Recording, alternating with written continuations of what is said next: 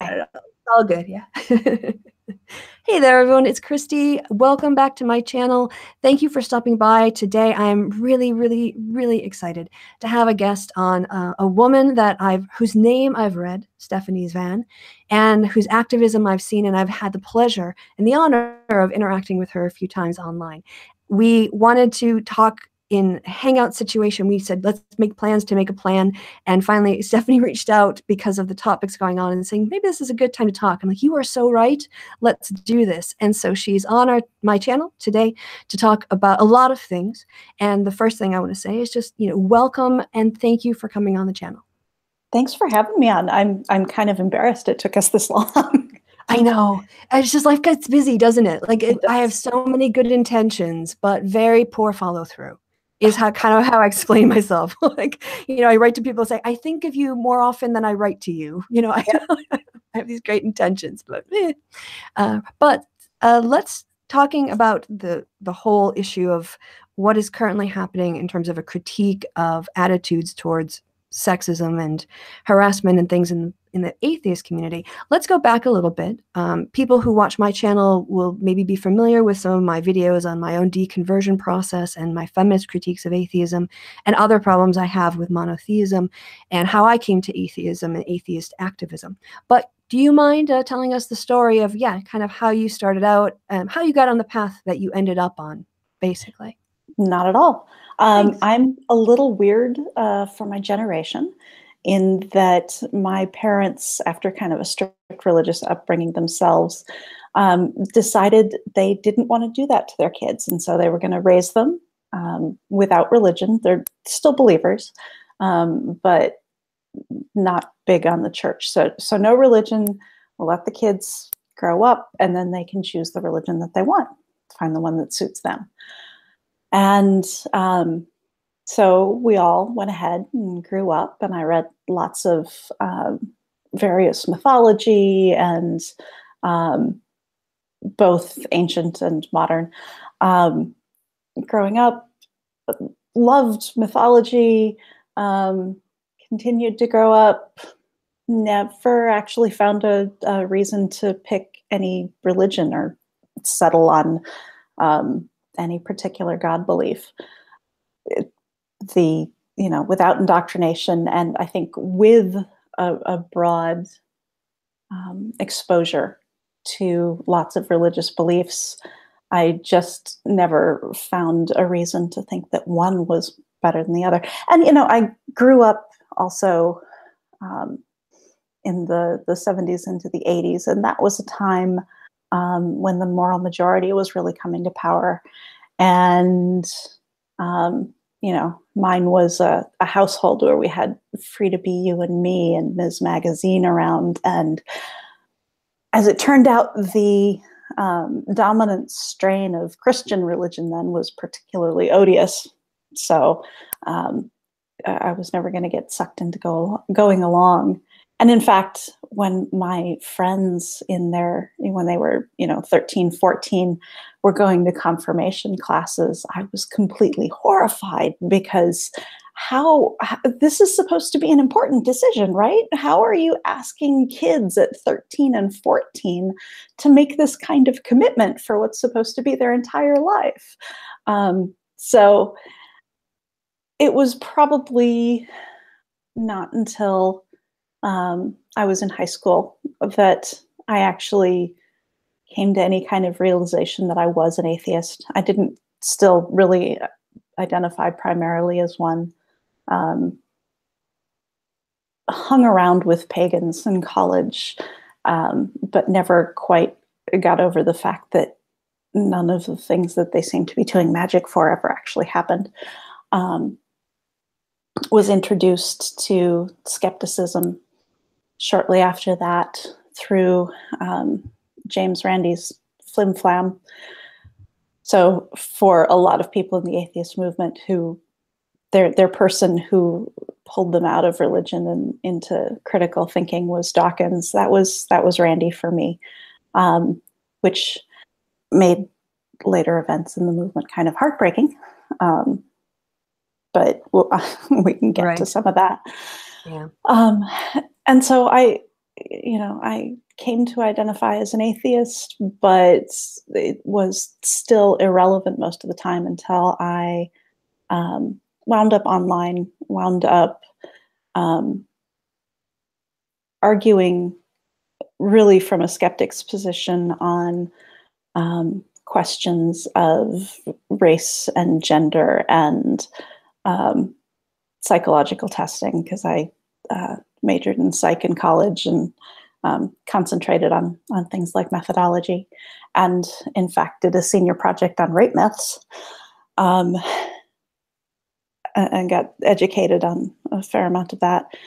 So really I came into online atheism through online skepticism, but some of the folks I was hanging with online were part of Minnesota Atheists and part of the Minnesota Atheists radio show.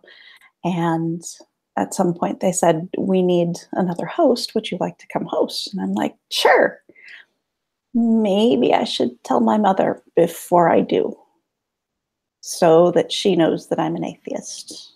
Yeah, and that I'm better doing if an she hears atheist it radio from you. show. Yeah. Don't just turn And the her dial. response really was, "How do I listen?" So, Oh, how wonderful. she's not appalled that none of us ended up with a religion or anything. So, still a believer though, she is. Yeah, I mean, we all have those people in our lives, Yep. who still believes to some level. Yeah, and we managed to get along with them just fine. Yeah, absolutely. And when it comes to then, so the radio show was about communication, or was it about activism, or do you see those two as being the same? So Atheists Talk, honestly, in some ways, Atheists Talk is about having atheists on the radio, having atheists that listeners can just kind of come across accidentally. But it's a interview format show for the most part. We do some special episodes on various things. And so it's getting guests on there. Frequently, those guests on Atheists Talk, I'm one of many hosts and interviewers on there. Frequently those guests are the latest white guy atheist who put out a book, because those are the people who come to you and make it very easy to interview them. Right. But I've kind of specialized in reaching out beyond that. So talking to atheists, getting women who are doing stuff in the movement, talking on there, getting actually some skeptics who are not atheists on there talking about what they do, because skepticism is part of our mission at Minnesota Atheists. Getting Black atheists on the radio, because very few people actually interview them. So getting a few more voices out there than usual. Right, which is incredibly important. That's growing and inclusive and the future, I think. Also, I think it makes it a whole lot less boring. Yeah. Yeah, I mean, over and over and over again. I have never been convinced that God exists, so I have only so much tolerance for having it proven to me again that he doesn't. Right, and again, and again, and again, and again. And one more time, just one. No, not more, one more than that. And in terms of your feminism, it sounds like that was something too that has been very much a part of your life, sort of as you grew up and into it. Did you ever experience like backlashes to or anti-feminism, like before you got involved with sort of the atheist movement? Did you experience that much in a university or high school or in the workplace? So I studied physics in high school. We had a good physics program at my high school, and I and several other women constituted a big chunk of the overlap between the drama club and the physics club. There was the time in my junior year when I wrote a mock anthropological study of what we called the physics male and their poor social habits and their arrogance and their sexism, and went and taped it up on one of the boards in one of the classrooms and had it torn down and crumpled up and thrown in the trash and pulled out of the trash and uncrumpled and yelled about. And so, yeah, this is not new for me. Right. You've been yes, standing up and speaking your mind for a long time. Yes. This is another thing we have in common, besides sort of also growing up in the 70s and 80s and ending up as women atheists who are staunch feminists. So, and yes. also that weird Midwest thing where it's not polite to talk about religion. Yes. Yeah. Yes, very much so. Yeah. Yeah. So, you know, Minnesota nice, Wisconsin nice, these sort of traps of silence. Right. So then did you, through the radio interactions, get into the con scene and get more involved with other atheists and networking? Is that how you sort of ended up like in other parts of dealing with atheism in the community online? I actually started out in the science fiction and fantasy con scene. Oh, okay. Friends of mine from college run one of the biggest, or ran for a while, started one of the biggest fan-run conventions in the United States, Convergence, which happens in the Twin Cities every July. And so I had been going to a few before that and ended up going to those, doing some panels on skepticism and teaching critical thinking. And there was somebody in town connected to the Skeptics. And so Skeptics came in and started doing parts of it were almost a con within a con, but put together a track of programming, persuaded the con to give us some control over who sat on the panels so that we had people presenting good information. Because when you have a volunteer conference, most of the panels tend to be volunteer as well, which has its upsides and downsides. You know, you've always got the person on there who's more interested in selling their book than having anything to do with the topic. And you have people who have some really very interesting ideas. Yes, you are from the West. No, yes. So was involved with kind of sort of panels. You get to the end and you turn to the person next to you and go, "What did I just listen to?" Yeah, exactly. What was that 15 minutes about? I'm confused. Yes. I'm sorry to interrupt you. Go ahead. No, not at all. You have a very good idea of what this is like when you don't exercise a little control on some of the more controversial topics. So I was doing those before I went to any atheist conventions. I went to my first one of those in 2012. Madison had their first Free Thought Festival and went to that. And but that was also the year that Women in Secularism happened. The Center for Inquiry, Melody Hensley, who ran their DC office at the time, put together a conference to basically get women in the movement together, because we'd been having these discussions online. We'd been having these arguments online. That was a year after Elevator Gate happened. And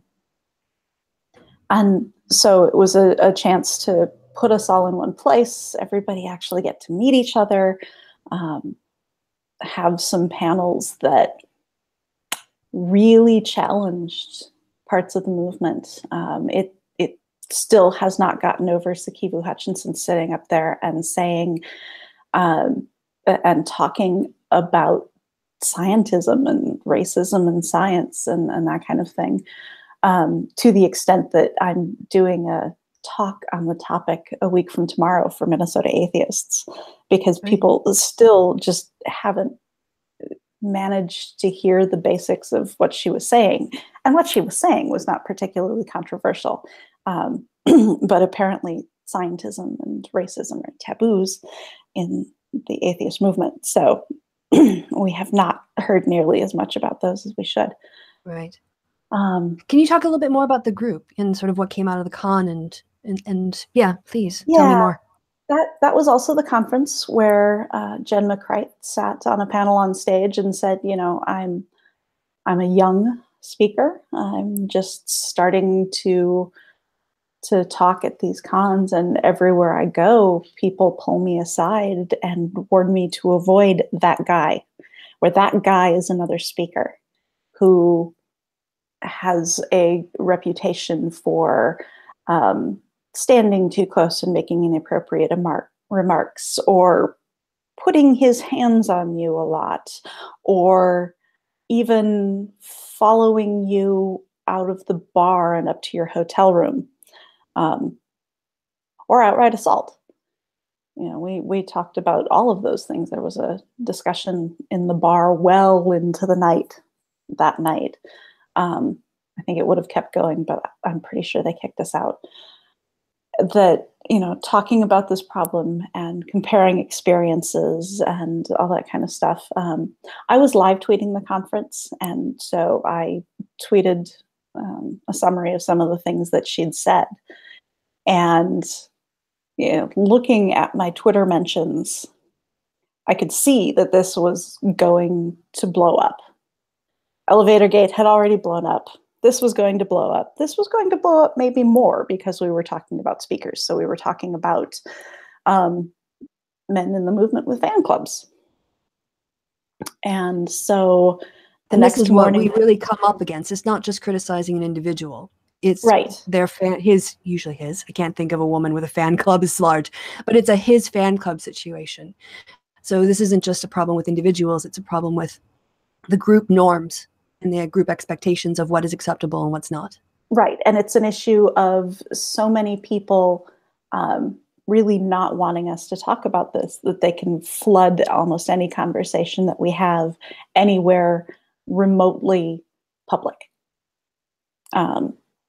And it was easier to do then because there are slightly more decent tools for cutting people out of conversations that happen on social media and stuff. But obviously it's still a problem, and they've gotten only more organized since then.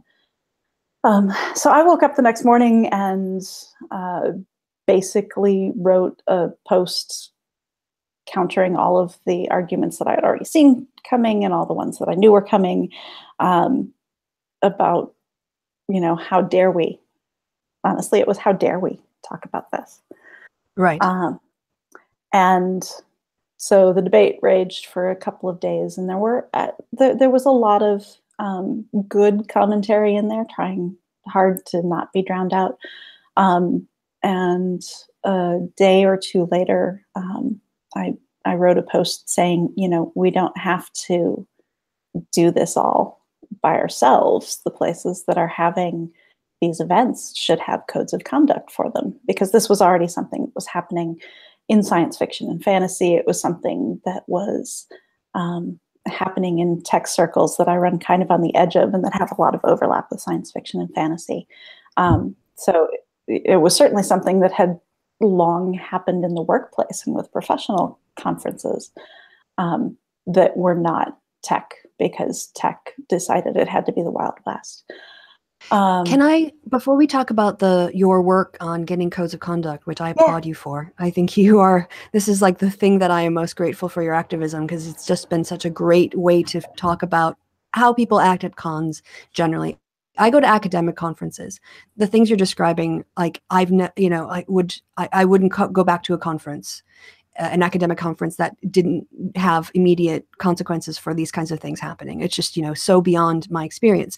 That culture comes from the atheist community, and I don't want to put you on the spot, but can you describe to people who are listening the kind of culture that was at work at the time that allowed this sort of pushback to happen? And also, did you feel like you had support, or from whom did you feel like you had support when you were raising these issues? And I want to kind of compare that to what's going on now post Me Too, because you were working in a pre-Me Too environment where getting claims of sexual harassment and assault to be taken seriously was a lot more difficult. It's still difficult now, but it was a lot more difficult then. So yeah, the culture, and then what kind of support, if any, were you seeing in the community at the time, and from whom?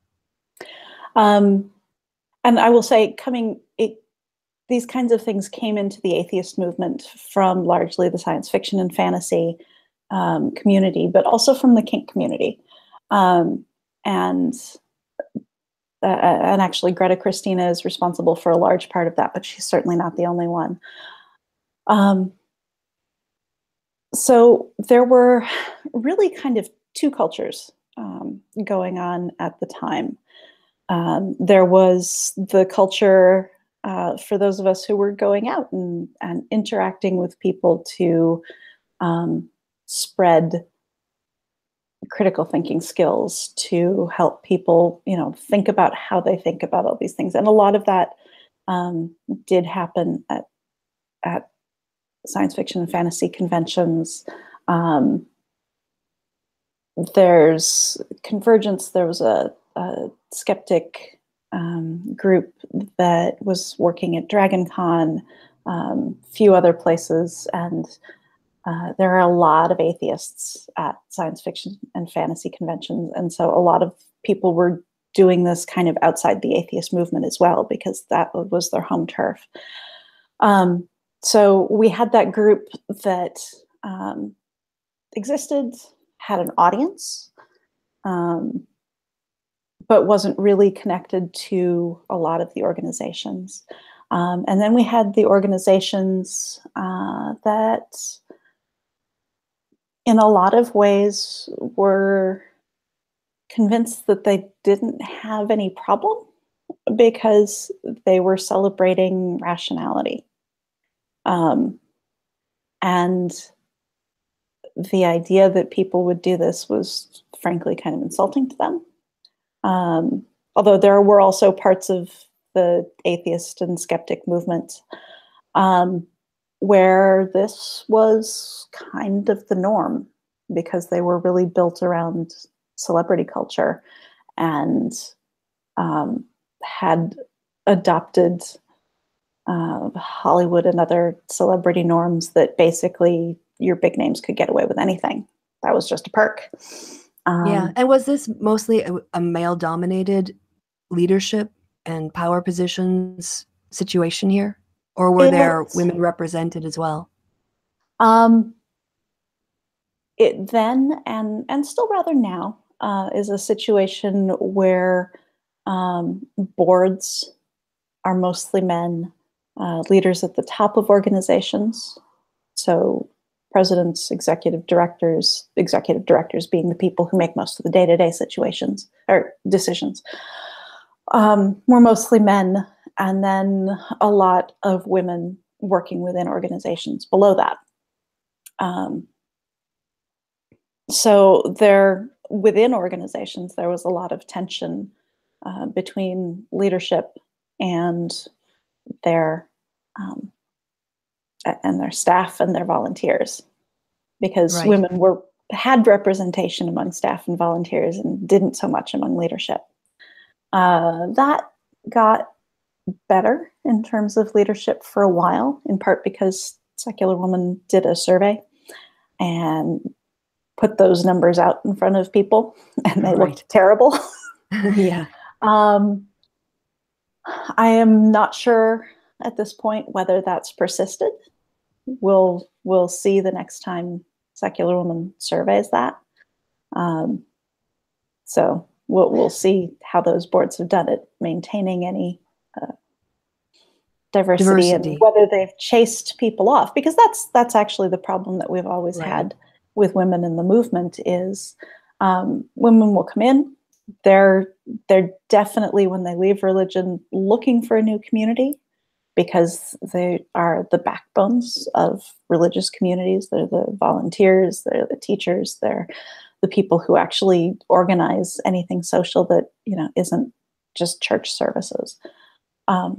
So they're definitely bereft of community often when they leave religion.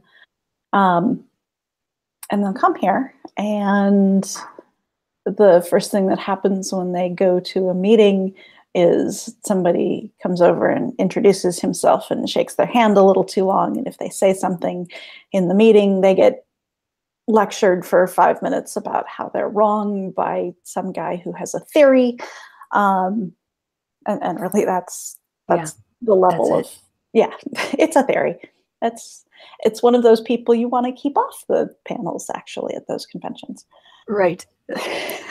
Yes. But nobody steps in and stops this, and it's just not a comfortable place to be. It's not a welcoming community. And, they've done this to every woman who comes in. So unless there is a women's group that gets together on a fairly regular basis, there's but very little chance to get together with other women and build their own community within that. And so they just leave. They go someplace else. A bunch of them are going to UU churches because I won't say that UU churches are perfect, but they have much more history of building community than we do. They know a few more things about it.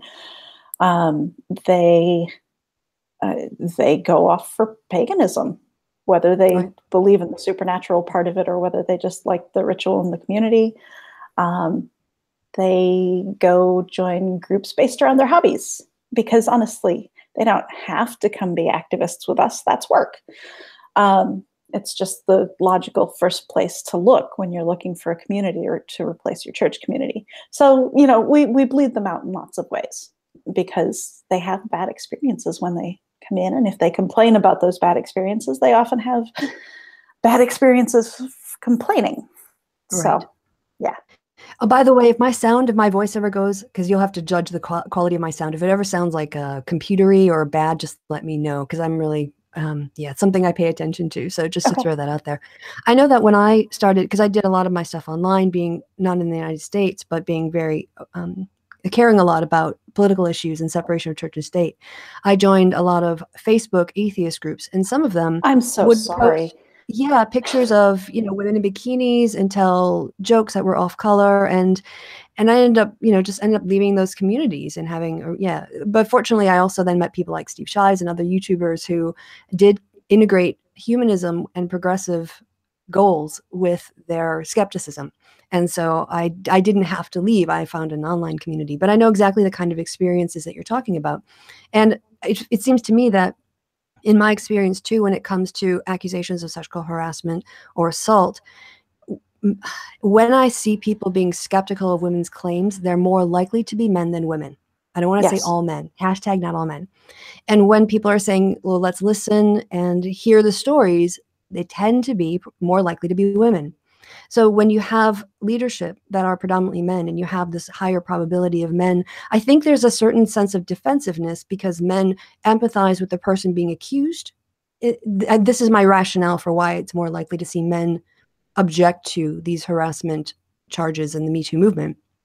It's because they're thinking, well, what if this happened to me? Right? So it's a kind of cover your ass situation. And if you have men who hold those views in positions of power, then clearly you're creating a situation where those complaints aren't going to be dealt with and they're going to continue to happen. And that's a huge problem for the movement. It really is. And weirdly enough, many of the men not many, at least a handful of the men I know who stand up for listening to women have actually somewhere in their past been accused of something like this and found honestly that the deck was stacked in their favor. And while it worked for them, they're a little appalled by that. So it's, and let's, say frankly that somewhere among all of those people who are afraid that they're being accused are at least a handful of them who know that there are accusations out there waiting. And, that was something we saw with Lawrence Krauss and his anti-Me Too tweets, and his let me share this thing where women said, well, we took it, why can't you? And all of that. So, and then the ones who don't have something specific in their past that they're concerned about get very upset when we make that connection because they're thinking we're saying that everybody who objects to something like Me Too has something in their past, and they don't. But if you're on the Whisper Network, you see the ones who are out there attacking the whole idea because they're protecting themselves. Your idea was to put in codes of conduct. Mm-hmm. How did that go?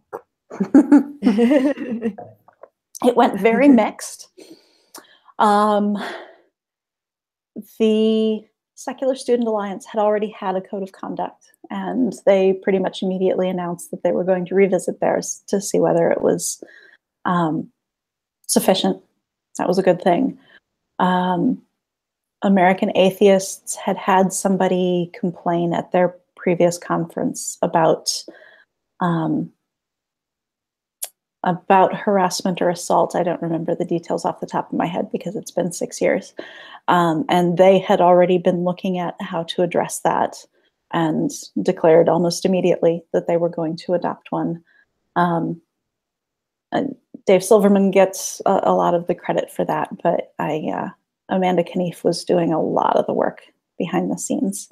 And the fact that she had as much power and influence within American Atheists as she had at that point, I think, is part of the reason that happened as quickly as it did.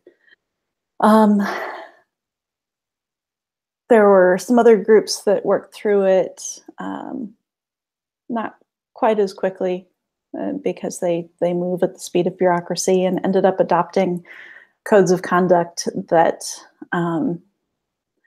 were very what I call HR focused, which is we're going to deal with our liability in this situation. We agree that we have liability. We're going to make sure it's dealt with so nobody sues us. I would put Center for Inquiry in there. I don't think it was a coincidence at the time that it was run by a lawyer. And then there were organizations that were like, how dare you tell us that we have any kind of problem? The perfect example of this was DJ Grothe at the James Randi Educational Foundation, who started attacking women and feminists and saying the fact that you talk about these problems is why there isn't actually any women in the movement, and blah, blah, blah, blah, blah. And, you know, another reason that we look askance at the people who get very upset like that is because it turned out that he knew that there had been a report that Shermer had raped somebody at TAM at this conference that he didn't want to have a code of conduct for. Put one in grudgingly, took it out the next year, I think, which ended up with the people who had problems being like ushered into small closets and interrogated by whoever they had doing security for the conference until they cried, and then being told that they couldn't tell anybody about that because, you know, you can tell people that they can't tell anybody else what happened at your conference. It would make them look bad and also warn people who go to the conference that they could be attacked. Right. So, you know, basically anybody, they went with the let's harass and intimidate anybody who reports harassment, which I think is a bad model. The non-existence kind of rape culture, basically, you know, creating a situation where sexual predators are allowed to get away with, you know, preying on people and there not being any consequences. Yeah, and you treat seems to me fits it. Yeah, and you treat the people who talk about it as the real problem. Yeah. Yes. You know, I can't say that I'm sorry that TAM stopped existing shortly after people found out that leadership knew about Shermer and still kept having him back. I think that definitely plays a part in their demise because honestly, trust is a big part of deciding where you're going to go. If you don't trust somebody to give you a decent conference, you don't pay them that money. And TAM was hugely expensive. So there are a couple of other now former conferences that really resisted having codes of conduct. Apostacon was one of them, although it may still come back under different leadership eventually. So really, um, the reactions were all over the board, and I think for the most part, for the organizations that adopted something fairly quickly, that was a plus because it showed leadership. It said, okay, there's a problem. Somebody has identified a problem. We're stepping up to deal with it. Right. Yeah. So this, you had, these reactions, although it looks like the trend was in the right direction. But then is that kind of what you felt, or was it more resistance than acceptance? I think culturally, there was still a lot of resistance. A lot of people felt like this was something that we forced them to do. There were statements like Ron Lindsay's at the Second Women in Secularism, where he got up and did the opening statements and said, okay, I'm paraphrasing. I'm not paraphrasing terribly generously, but I was not even close to the only person who heard it this way. Okay, ladies, that feminism is all great and everything, but make sure you don't take it too far. Which he ended up apologizing for after his staff rebelled on him. Right. Speech yeah. has consequences. Yeah. People will give you their reactions if you say things that are outrageous. The board couldn't come to a decision in that, but his staff rebelled on him. And managed, I think, honestly, to get through to him. But yeah, so I think a lot of the resistance and resentment has come from the idea that when we organize as women and feminists in the movement, we have power. And we're not supposed to have power. The people who fight church-state separation are supposed to have the power. And the people who, write books, because they're the people who can get publishing contracts very easily, should have the power. And the fact that we're organized and we can say, no, really, we're also important. You want us around, and if you want us around, you're going to have to do these things to keep us around. There's just a lot of resentment over that.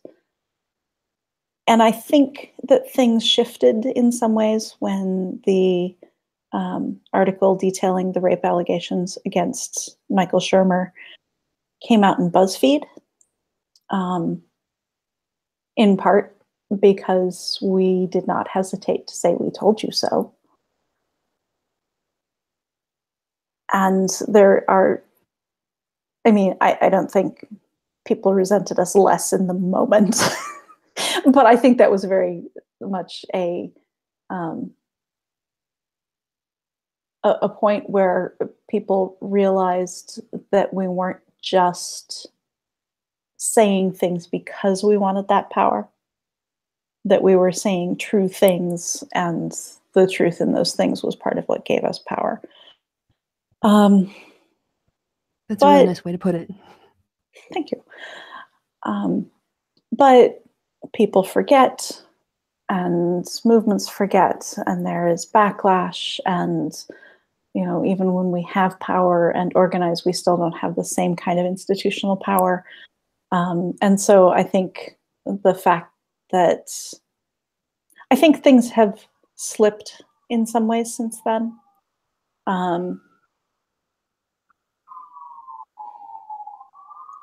And I'm still working through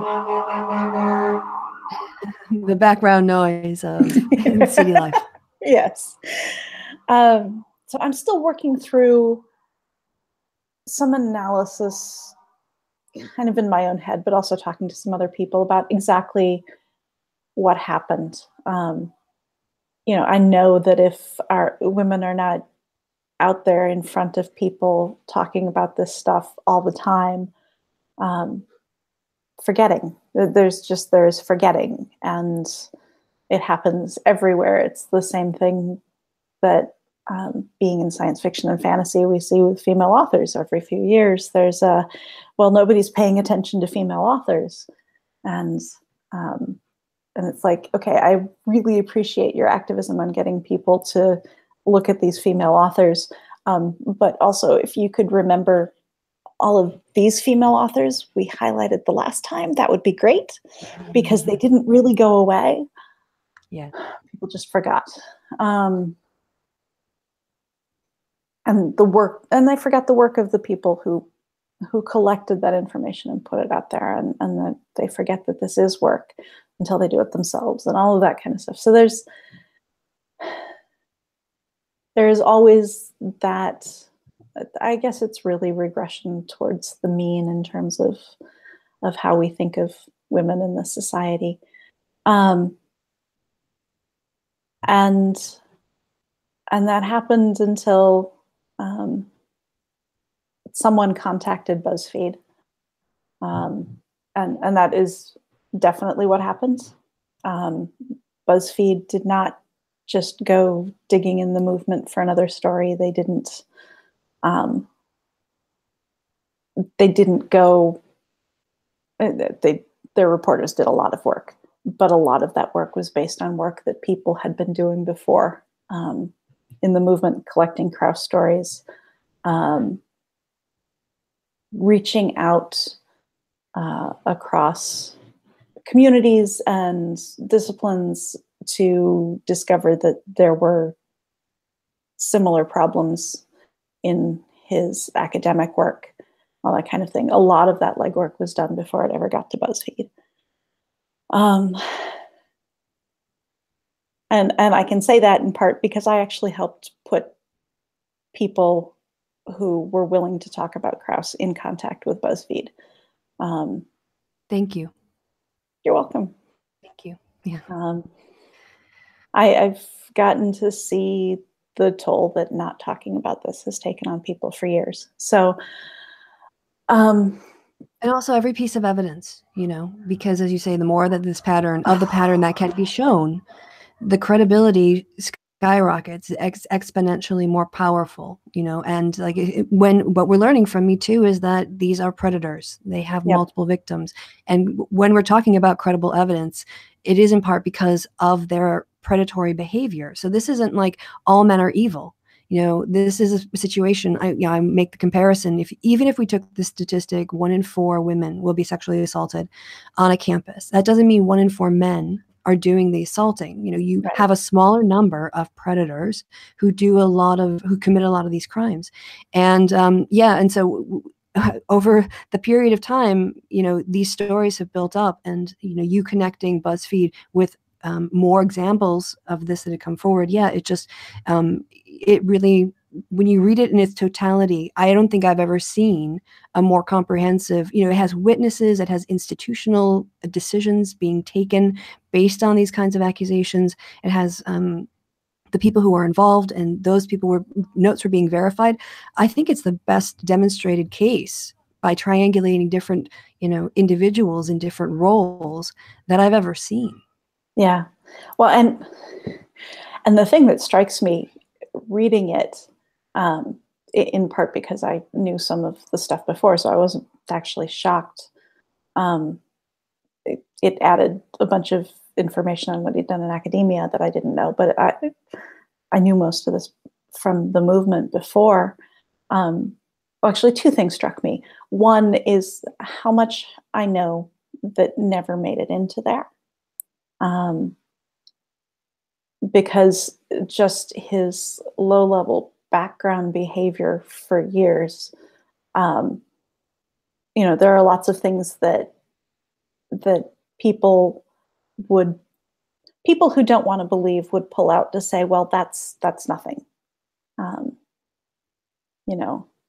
Oh, he commented on a fan's breasts for no particular reason within 30 seconds of meeting her. Just a lot of behavior that made a whole lot of women really uncomfortable, but was not as serious as the things that did make it in there. But the other really is how much of our institutions and activists' time and work he tied up. So many people have done something to try to keep people safe from Krauss. The That's only terrifying. way to actually do it is to have something like this where we can talk about all of it in one place. But man, the hours of time and energy that he used up that could have been used on activism is astounding, or on science, because a lot of it happened there too. I mean, that's a thought I really hadn't had before, and you have better knowledge of it than me, but this sort of coping mechanism built to protect people not to deal with the predator. Mm-hmm. It takes a lot of work to not kick out somebody who treats your organization or movement or whatever as their personal hunting ground. Right. Yeah. So, yeah, the problem with the atheist community, one of the things that I did recently, I had a talk with Thomas Smith. We did a discussion on a sort of state-of-the-art paper I'm preparing to give at a conference at the end of the month. And I looked at the number of people who are religiously unaffiliated across several studies, using mostly Pew data, but also PRRI and a few others, and just kind of collecting all of the individual studies that publicly have been done on people who are religiously unaffiliated, because until very recently, they didn't become there weren't sort of enough of them in the States, and people in religion, sociology of religion, tend to focus on people with belief, not without belief. Right. So that group is understudied. And one of the things that astounded me, because this number of religiously unaffiliated being sort of the second religious group being, religiously unaffiliated, we hear atheist leaders, mention this sometimes, this statistic. But the fact is, overwhelmingly, they report that they're spiritual but not religious. And then you have some who are atheists and some who are agnostics, but much, much less. I don't want to give precise numbers because I don't have the slides in front of me and I don't want to get them wrong. So I'll just point to the Serious Inquirers Only podcast when it comes out for Thomas Smith. I'll mirror it here on my channel as well. But the fact is that most of the people who are religiously unaffiliated are spiritual but not religious.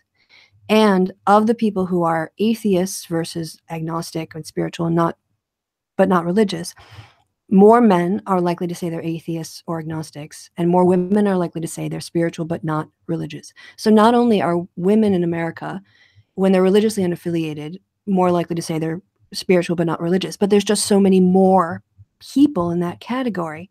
And by creating environments that exclude women, the atheist movement is, for whatever reason, somehow making a decision that keeping women out is a better option than changing the male-dominated culture and the space of who can take up what is an atheist, that being, Christopher Hitchens and Richard Dawkins and Sam Harris and other leaders too.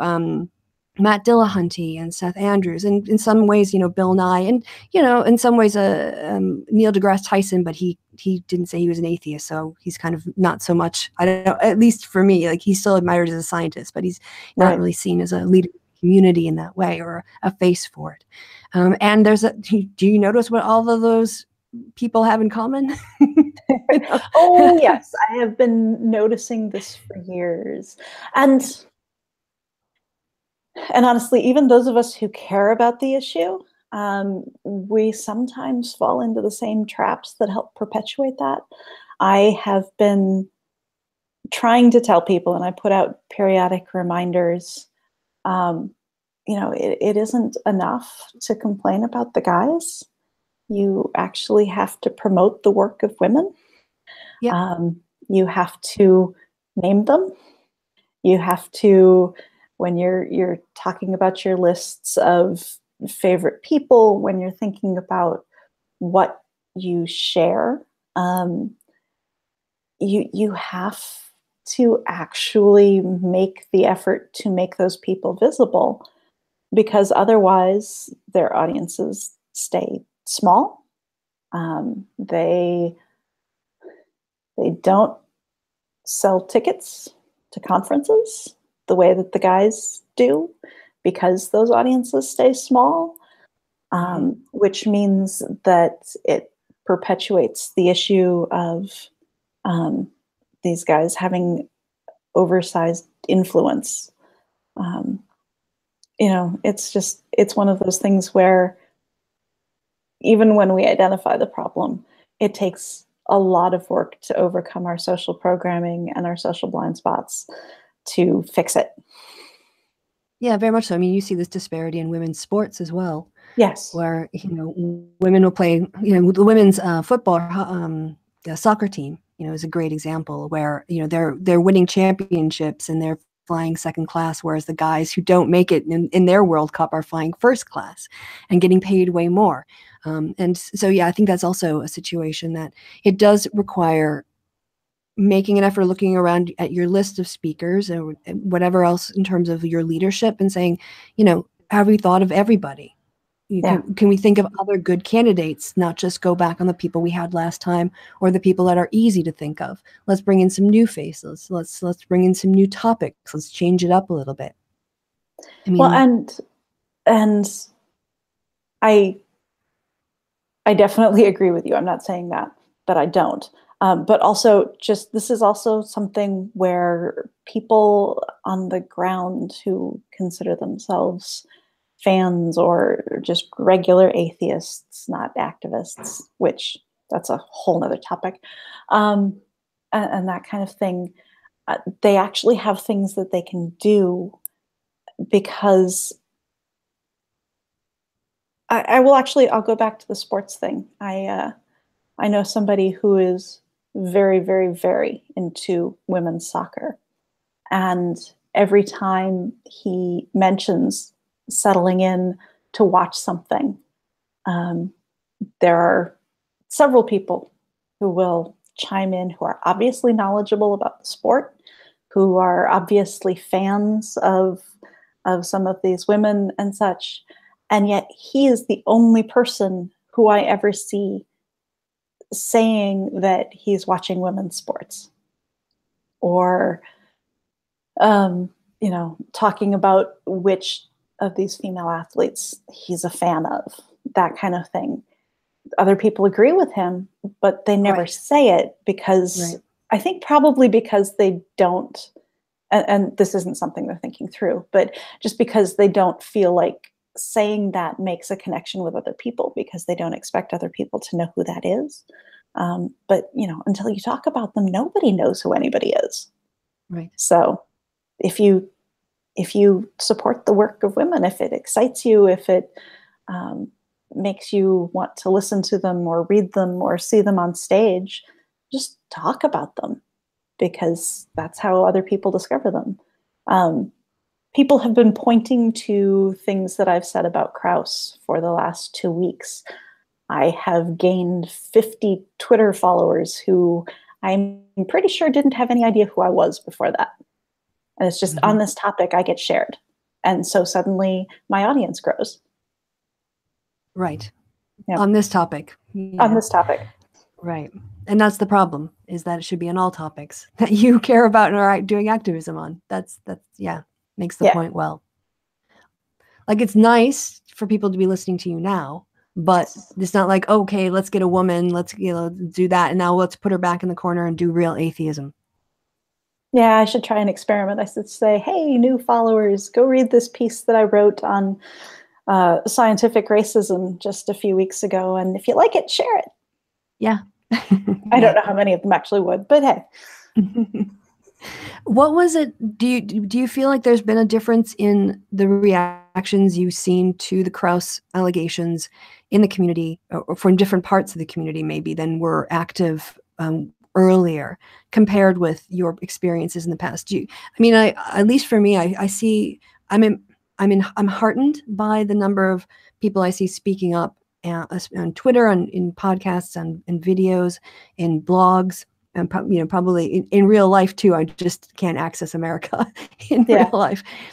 And so at least for me, I find reasons to be hopeful that there are a group of people who care about this issue enough to keep bringing it up when other people might want to just move on. But I don't know if you feel like that, if that's your experience.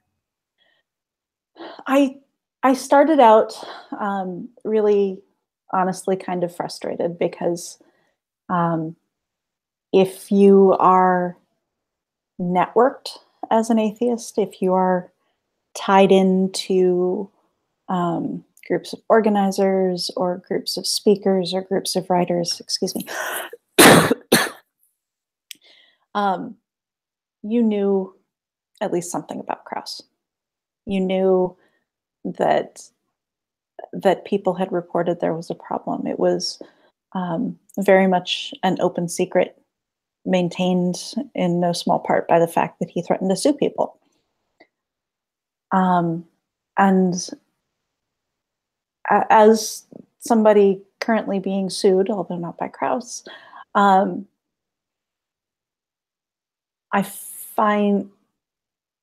experienced some personal frustration with people who were ready to talk about it now that risk was particularly diminished. But as I give it a little more time, I think honestly that really is some personal bitterness. And as I look at how quickly a lot of people responded, I think I have to know that there were people who would have done something sooner if they knew what to do. Right. Mm-hmm. And that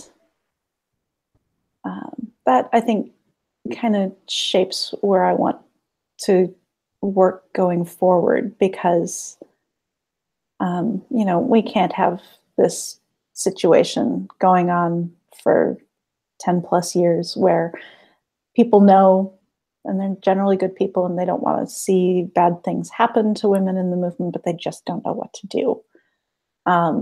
So I think we need to figure out how to show them what they can do. I've already written one piece revisiting codes of conduct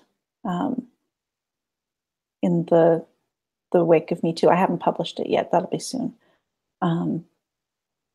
Because one of the things that we've seen a lot more broadly in Me Too is a lot of people who did report and it was handled badly, and that's one thing, but also a lot of people who chose not to report because they anticipated, rightly, that it would be a lot of work for not a lot of reward. And so I wrote a piece looking at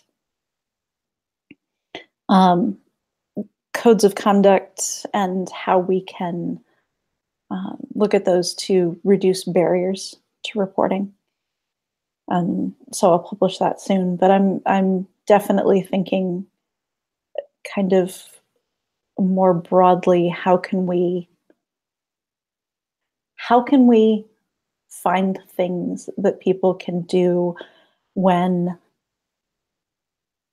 they have a small piece of information, or they have a small piece of the picture, or they have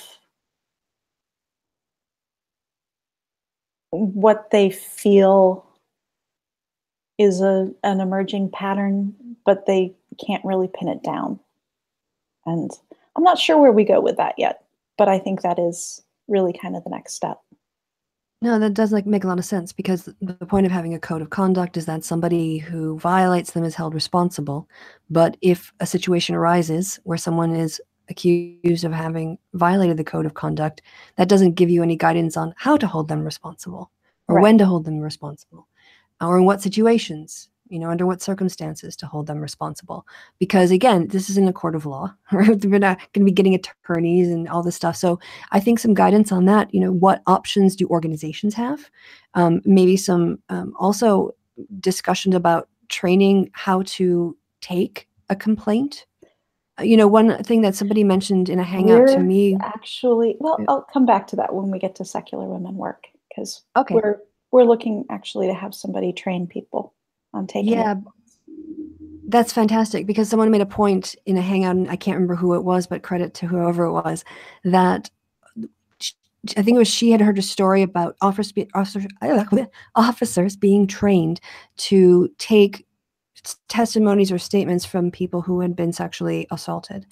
And the person said, okay, I want you to think about the most embarrassing thing sexually that you've ever done, or a situation you've been in. And just, go through your mind, remember what that is, and then talk for a little bit. And then said, okay, now remember that really embarrassing sexual thought. I want you to turn to the person next to you and tell them what happened. Because that's what you're asking somebody who's been sexually assaulted to come in, is to talk about something they find deeply humiliating, embarrassing, and painful. And that's something you need to understand about your interactions with them. And I think that to me was like light bulb moment of why it's important to have these kinds of trainings, is specifically on how to talk to people in these situations. So yeah, I'm excited to hear more is what I'm saying.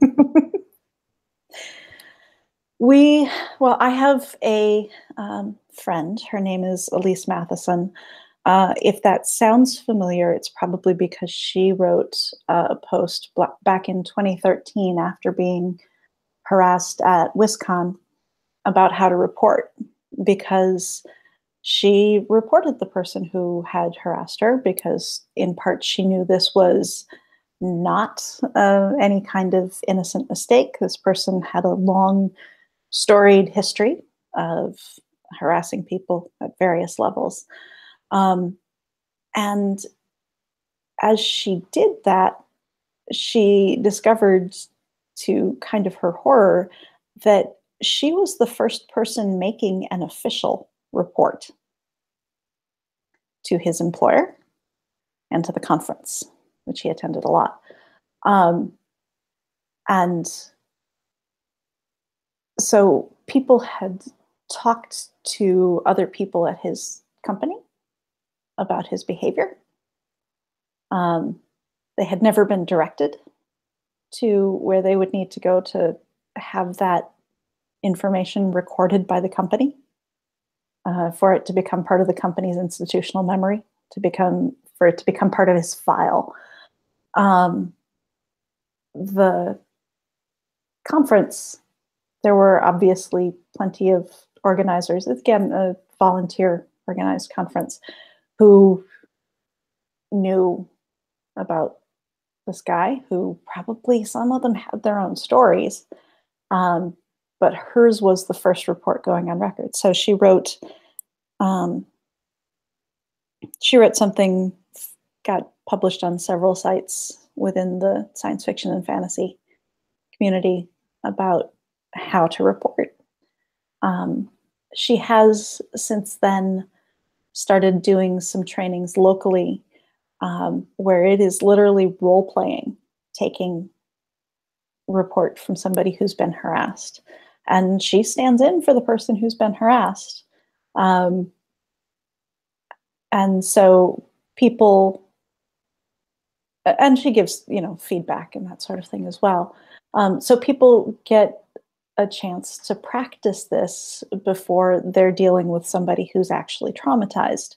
And so she hasn't agreed yet, but we're asking her to come to Secular Women Work and give a workshop on that. And I will be, leveraging friendship to try and make that happen, because she's really good at this. It's like, you're too talented to not come. And it honestly, it may not happen, but if it doesn't, it's probably a question of scheduling. Right. Well, or is it possible, for her to help you develop training materials and do a little video? I mean, you probably know several people with YouTube channels who could help with those kinds of things and make a little training video and supporting documents and PDFs that you could post. And, yeah, I mean, even if she doesn't come, I think that there are ways around that, or at least Yes.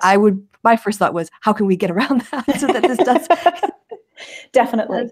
it. And actually, I Secular don't know if Woman. it's connected up with like Time's Up or anything like that, but maybe those organizations too might be thinking the same things, or at least if they haven't been, they might want to take this on for other conferences as a model to promote in terms of documentation, or like codes of conduct and procedures and training for people who would be designated as those who would take complaints. Yeah.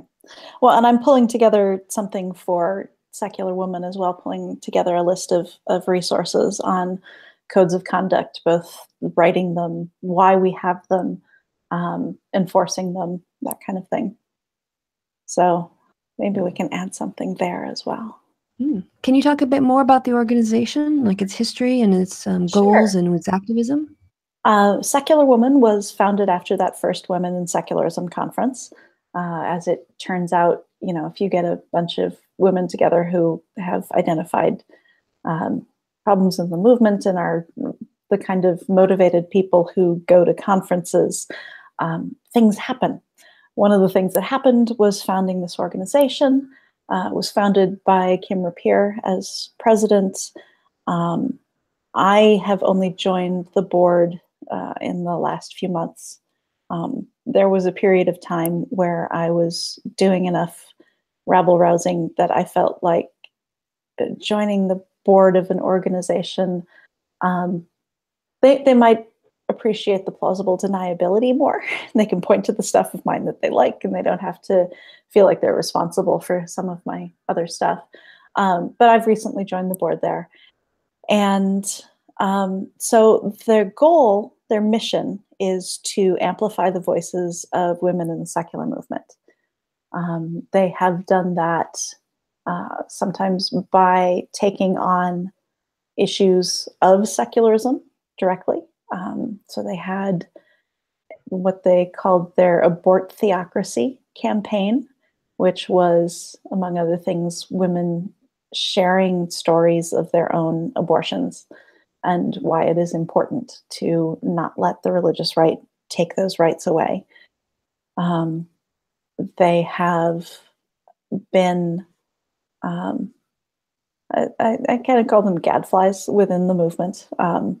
They have spoken up a lot, and often directly to leadership of other organizations, about what women face in the movement, and that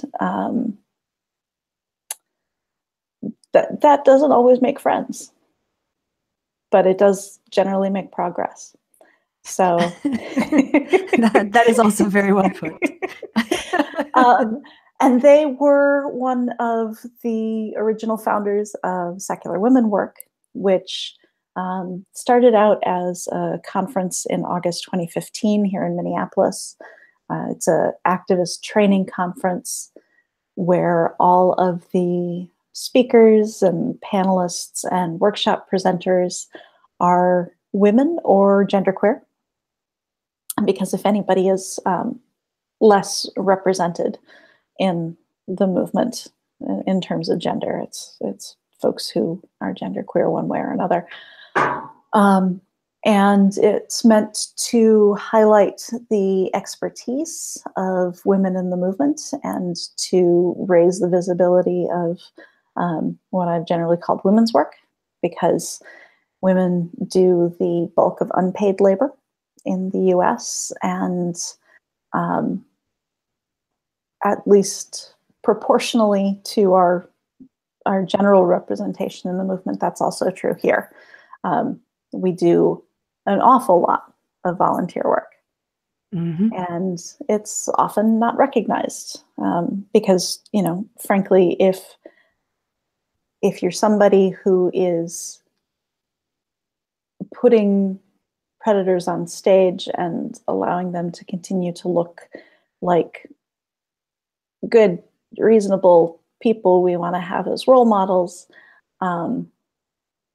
you're saying something about the value of the women you're exposing to him. It's a choice. Yep. They're making a choice. Yeah. Yep. We really weren't sure the first year that we did Secular Women Work whether we were going to get enough interest. So we kickstarted it, came in just under the wire. We were coming up on that last of it. You know, if we don't fund, we don't have to run a conference. But if we don't fund, we don't get to run a conference.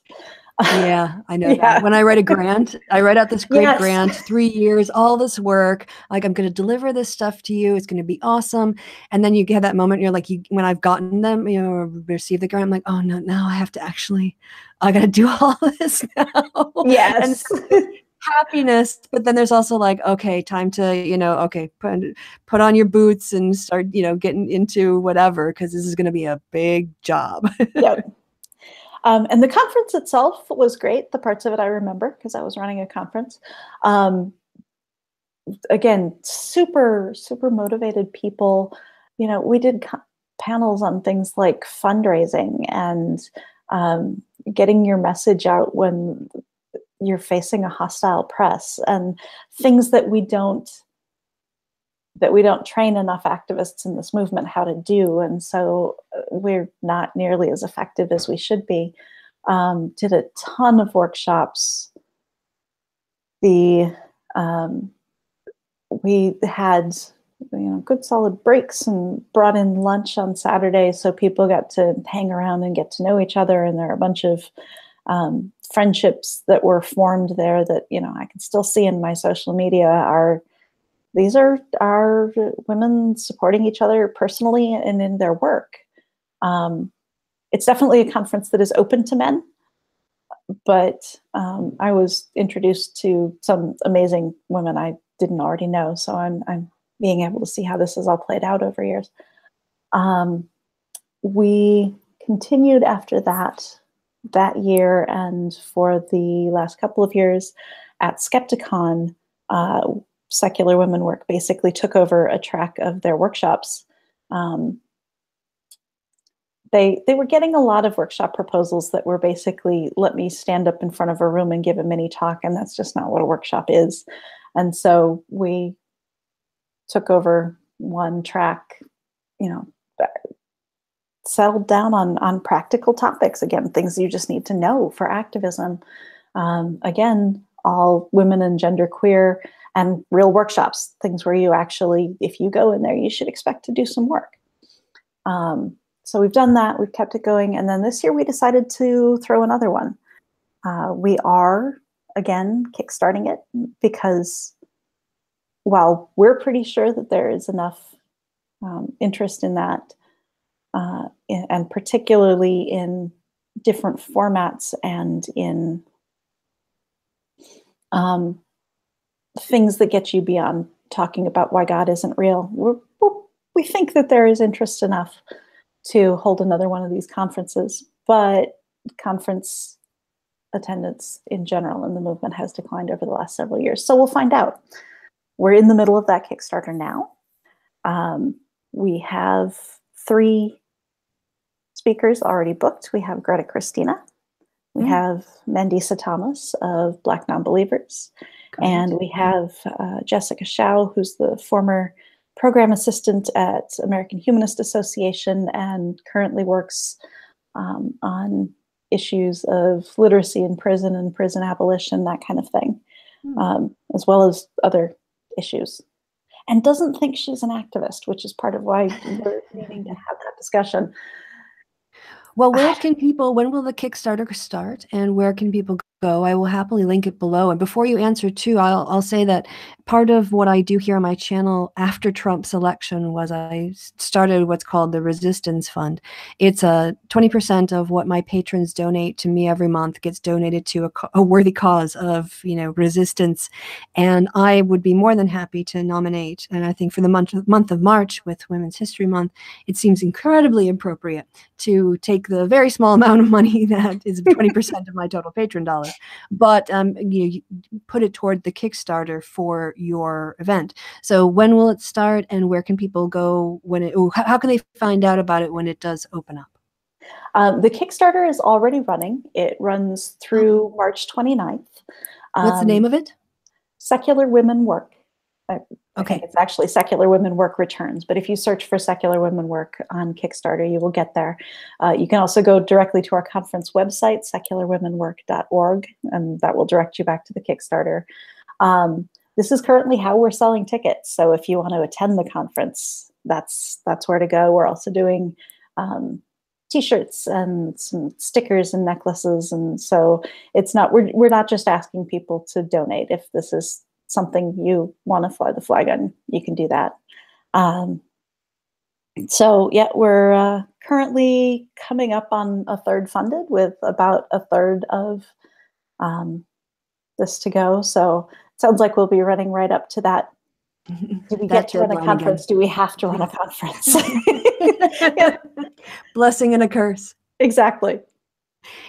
If I could get your take on why it seems, from what you say, your feminism and your atheism are intertwined. And I want to know what you think feminism can contribute to the atheist movement. I think, honestly, they both are a question of fighting against and building a world without false authority. But that is my objection to every religion, even the good ones. They still promote a false authority. And as long as we permit that authority to exist, religion can do anything. You can do absolutely anything in the name of God.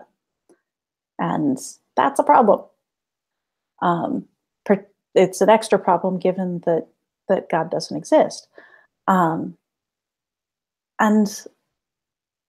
feminism is fighting against a different, though often linked, authority, but it's just as false. There is no good reason that the people making the vast majority of decisions that affect the rest of us should be men.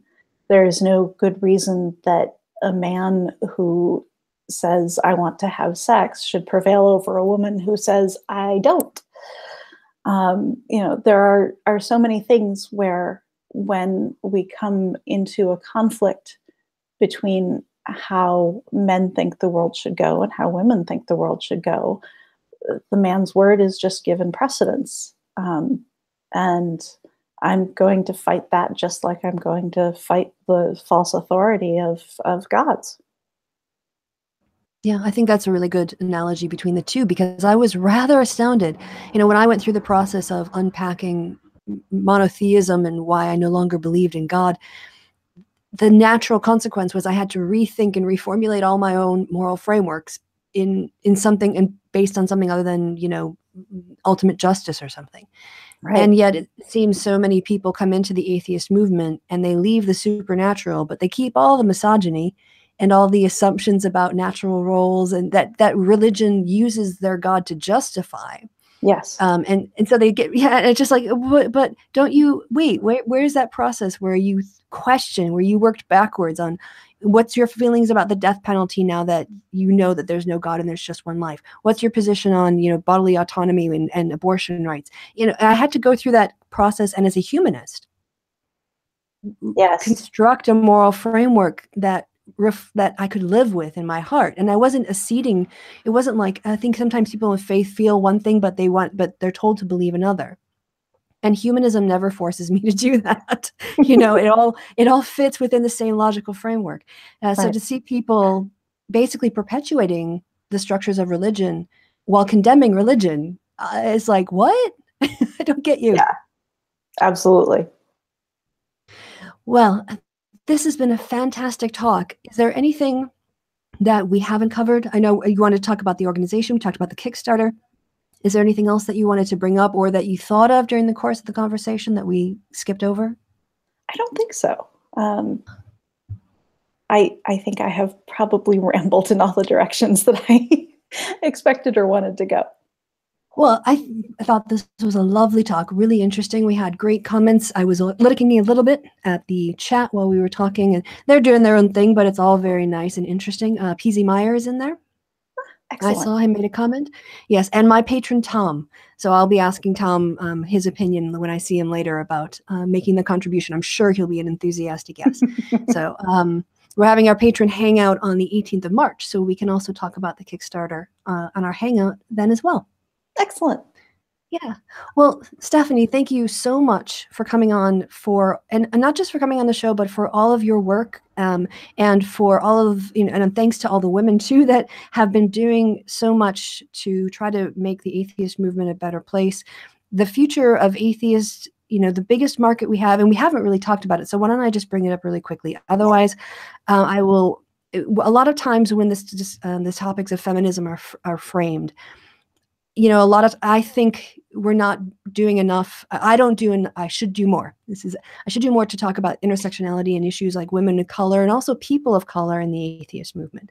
So I know we've been very sort of feminist focused, and that can be, all women. But I thought before we wrapped up, maybe if you want to give a little bit of your thoughts and critique of the kinds of problems that you see facing Black atheists and Black women atheists in the community beyond just sort of the categories of, like feminism and issues of racism or exclusion of people. And you seem to have a lot more, you're very sensitive to those topics. And before I let you go, I would really love to hear your thoughts on them.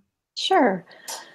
I think, honestly, we see very similar dynamics with people of color in the movement that we see with women. We see mostly erasure. We see outrage when people of color object to that erasure. We see a lot of ignorance around race and issues connected to race. If you stayed in any of those atheist Facebook groups, the discussions around Black Lives Matter a couple of years ago were appalling. There is no other word for it, or at least that covers all of it. Ignorant is a big part of that. Unexamined white supremacist assumptions about how the world works and should work, definitely part of that. But, overall, as a judgment, appalling. There is a very similar sense that people of color speaking up are trying to somehow steal power that doesn't belong to them.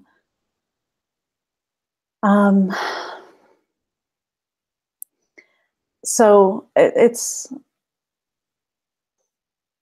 a lot of the same ways of being treated, because that's just how you shut people out of decision making. You pretend like they're not there, and when they make you take notice that they're there, you say, "How dare you," and treat it like a crime.